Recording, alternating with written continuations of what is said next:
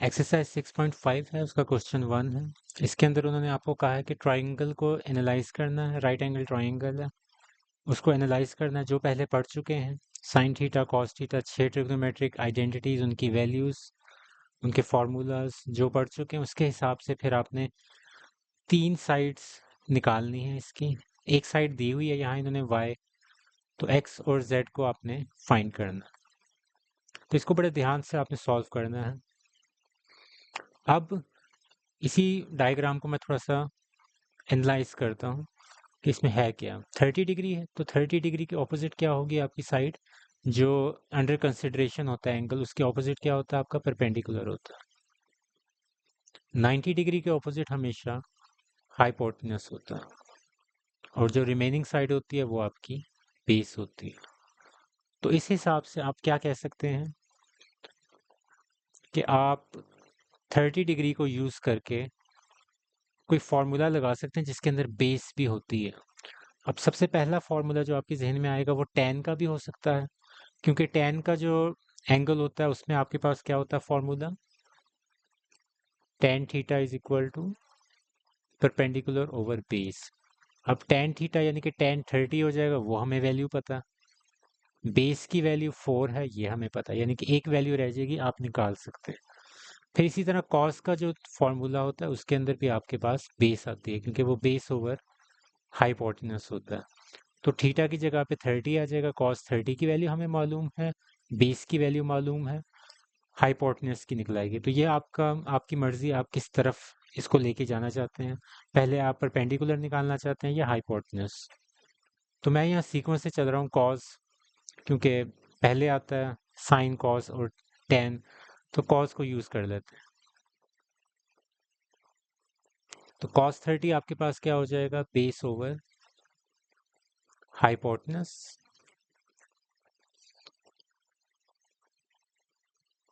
बल्कि यहाँ 30 रहने दें, यहाँ हम सिर्फ जनरलाइज्ड फॉर्म में फॉर्मूला लिखते हैं। तो कॉस थीटा आपके पास बेस ओवर हाइपोटेनस होता है।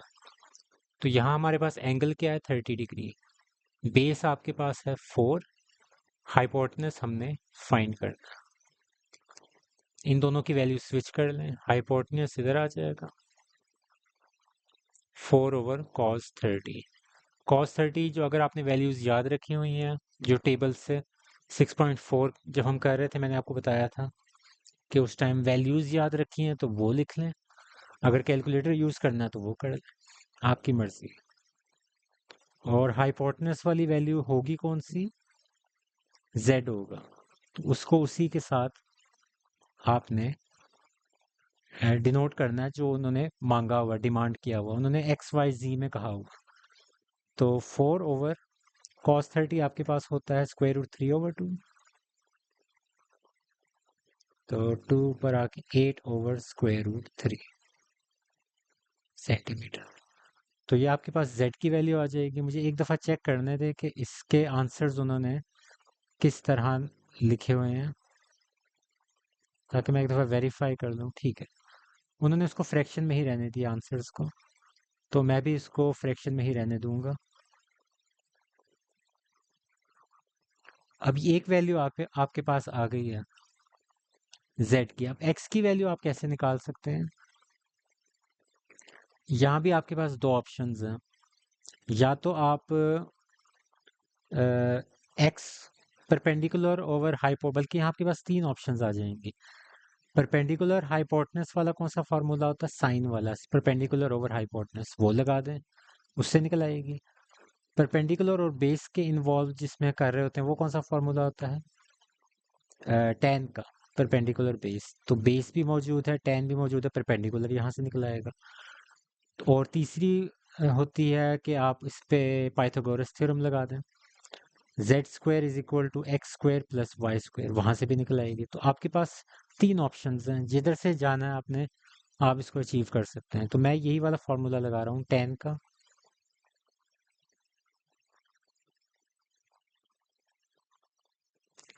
टेन थीटा आपके पास क्या होता है, परपेंडिकुलर ओवर बेस। तो यहाँ से हमने निकालनी है परपेंडिकुलर, तो वो आपके पास हो जाएगा base multiply by tan theta. Perpendicular को उन्होंने कौन सा सिंबल कहा हुआ है? एक्स, अल्फाबेट एक्स से आपने इसको डिनोट करना है। बेस आपकी है क्या? 4 है, 4 सेंटीमीटर। और उसको आप मल्टीप्लाई कर दें टेन थीटा। थीटा आपके पास क्या है? 1030। 1030 की क्या वैल्यू होती है? 1/√3। तो इसको मल्टीप्लाई कर दें तो 4/√3 आपका सेंटीमीटर के अंदर आंसर आ जाए। तो यही आपने काम करना था। आपको z वाली वैल्यू भी मालूम हो गई और आपको x की वैल्यू भी मालूम हो गई। तो एक वैल्यू उन्होंने दी हुई थी, बाकी दोनों आपने फाइंड कर ली। Find the values of x, y and z। ये वो टेबल है जो मैंने 6.4 करवाते वक्त ड्रॉ किया था और आपको कहा था कि अगर आपने याद करना, आपकी बुक के अंदर भी मौजूद है, अगर याद करना है तो वहां से करना है। सेकंड पार्ट है, सेम वैसा ही है। तरीका आपको कॉन्सेप्ट लें, बाकी चलता रहेगा काम। अब यहाँ जो एंगल है ये π/4 है, इसको π/4 ही लिखना है, लेकिन जहन में आप इसको पता होना चाहिए आपको कि π/4 क्या होता है। बेसिकली 45 डिग्री होता है। तो यहाँ अब आपके पास इसके ऑपोजिट हो गया परपेंडिकुलर। नीचे आपके पास क्या हो जाएगा? ये आपका हाइपोटेनस और ये आपकी बेस। जो रेड से मैं मार्क करता होता हूँ वो सिर्फ समझने के लिए है। अब आपके पास परपेंडिकुलर मौजूद है, बेस नहीं मौजूद। तो 10 की वैल्यू लगा देते हैं, 1045। क्योंकि 10 के अंदर बेस, परपेंडिकुलर और बेस दोनों आती है।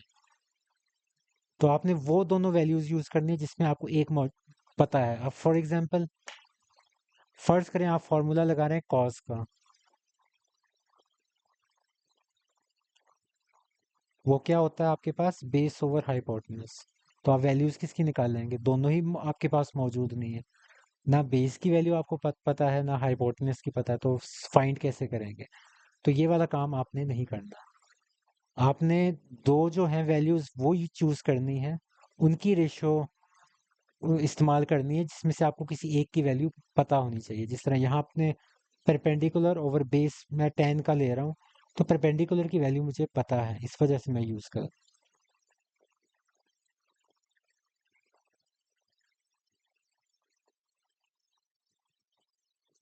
तो 1045 क्या होता है? 1 होता है। परपेंडिकुलर आपके पास क्या वैल्यू है? √3। और बेस आपके पास क्या है? x है, उसको उन्होंने उसके साथ डिनोट किया हो। तो x इधर आ जाएगा, क्रॉस मल्टीप्लाई कर दें, आपके पास सिंपल √3। ये x की वैल्यू आ गई। अब x की वैल्यू आ गई है, बेस भी मौजूद है, तो बेस ओवर हाइपोटेनस अब कर सकते हैं, क्योंकि अब आपके पास हाइपोटेनस और बेस में से एक वैल्यू मौजूद है। या आप इसको साइन के तौर पे भी लेके जा सकते हैं, साइन परपेंडिकुलर ओवर हाइपोटेनस, उस तरह करना है उस तरह भी किया जा सकता है। चलिए साइन के जरिए कर लेते हैं। Sine 45 degree is equal to perpendicular over hypotenuse. Sine 45 आपके पास क्या होता है? 1/2 स्क्वायर रूट।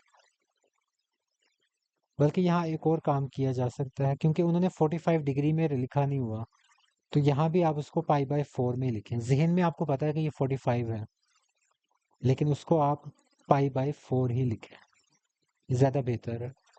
क्योंकि बुक ने जो लिखा हुआ है आप उसको यूज़ करेंगे, कन्वर्जन अपनी मर्जी से करने की ज़रूरत नहीं है। जहन में कन्वर्जन कर लें। अगर आपको π/4 समझने में मुश्किल होती है कि π/4 क्या होता है, जिस तरह π/3 मेरे सामने आते ही मुझे पता चल जाता है कि ये 60 डिग्री है, और π/6 आपके पास क्या होता है? 30 डिग्री होता है। तो पाई आपके पास 180, 2 पाई 360, π/2 90। तो ये मुख्तलिफ होते हैं रेडियंस के अंदर जो आपको याद हो जाते हैं। लेकिन अगर आपको मुश्किल होती है तो जहन में सिर्फ उसको या अलग से रफ में उसको कैलकुलेट कर लें कि पाई/4 की डिग्री के अंदर क्या वैल्यू निकलती है वो जहन में रख लें, साइड पे रफ में लिख लें, लेकिन नीट वर्क करते वक्त आप इसको पाई/4 ही रहने दें। यहाँ तक भी मैंने इसको रेड में लिखा था कि ये आपका रफ होगा। अब परपेंडिकुलर आपके पास वैल्यू आई मौजूद है √3। हाइपोटेनस की वैल्यू आपने फाइंड करनी है, क्रॉस मल्टीप्लाई कर दें। हाइपोटेनस को उन्होंने क्या नाम दिया हुआ है, जेड। तो क्रॉस मल्टीप्लाई करेंगे तो ये √2 √3 के साथ मल्टीप्लाई हो जाएगा। आपको पता है जब दो वैल्यूज स्क्वायर रूट वाली हों उनको मल्टीप्लाई करें तो आप एक स्क्वायर रूट के नीचे उनको मल्टीप्लाई करके लिख सकते हैं। तो 3 2 ज़ार 6, तो 6 स्क्वायर रूट सेंटीमीटर हो जाएगा आंसर आपका। ये जेड की वैल्यू आ गई। तो इस तरह आपने दोनों वैल्यूज निकाल। यहाँ भी 60 डिग्री इधर है तो उसके बिल्कुल सामने परपेंडिकुलर, ये हाइपोटेनस 90 डिग्री के ऑपोजिट और रिमेनिंग साइड बेस। तो अब यहाँ आपके पास सिर्फ हाइपोटेनस की वैल्यू मौजूद है, तो हाइपोटेनस और परपेंडिकुलर को यूज करके आप साइन का फॉर्मूला लगा सकते हैं, साइन 60 डिग्री, क्योंकि एंगल 60 है। तो साइन का क्या होता है, परपेंडिकुलर ओवर हाइपोटेनस। परपेंडिकुलर की क्या वैल्यू है, y। हाइपोटेनस आपके पास है 2। अब साइन 60 क्या होता है आपके पास, साइन 60 आपके पास होता है √3/2। तो यहाँ से दोनों साइड से 2 कैंसिल कर दें, y की वैल्यू आ जाएगी √3 सेंटीमीटर। अब आपको x की वैल्यू निकालनी है, तो x की वैल्यू या तो इधर से निकाल लें या इधर से निकाल लें, तो cos 60 के जरिए ही निकाल लेते हैं।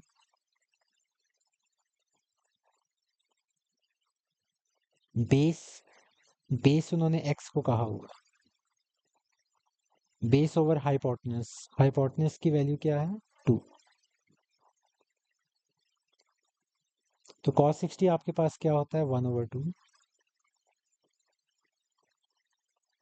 दोनों साइड से 2 कैंसिल कर दें, x की वैल्यू आ जाएगी 1।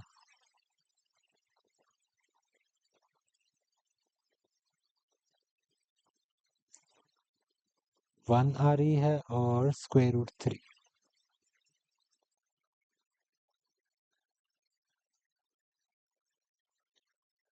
45 डिग्री उसके ऑपोजिट क्या हो जाएगा आपके पास, परपेंडिकुलर।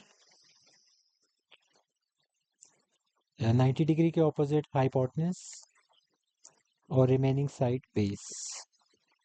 तो बेस और परपेंडिकुलर को सबसे पहले यूज करके आप क्या निकाल सकते हैं, एक्स की वैल्यू निकाल लेंगे। तो परपेंडिकुलर और बेस कब यूज होता है, tan के अंदर, tan वाला फॉर्मूला। तो tan 45 degree is equal to perpendicular, perpendicular आपके पास x है, बेस आपके पास है 4।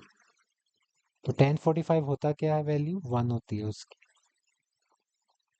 क्रॉस मल्टीप्लाई कर दें तो x की वैल्यू क्या आ जाएगी 4 सेंटीमीटर।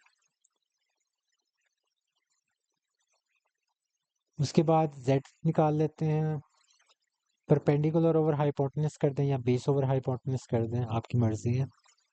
तो cos 45 के जरिए निकाल लेते हैं, बेस 4 है ओवर हाइपोटेनस जो कि z है। cos 45 आपके पास 1/2 स्क्वायर रूट,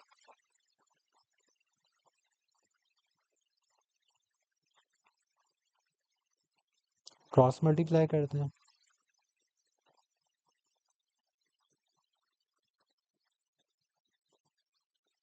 तो ये आपके पास z की वैल्यू आ जाएगी। x की वैल्यू 4 है और z की वैल्यू 4 √2।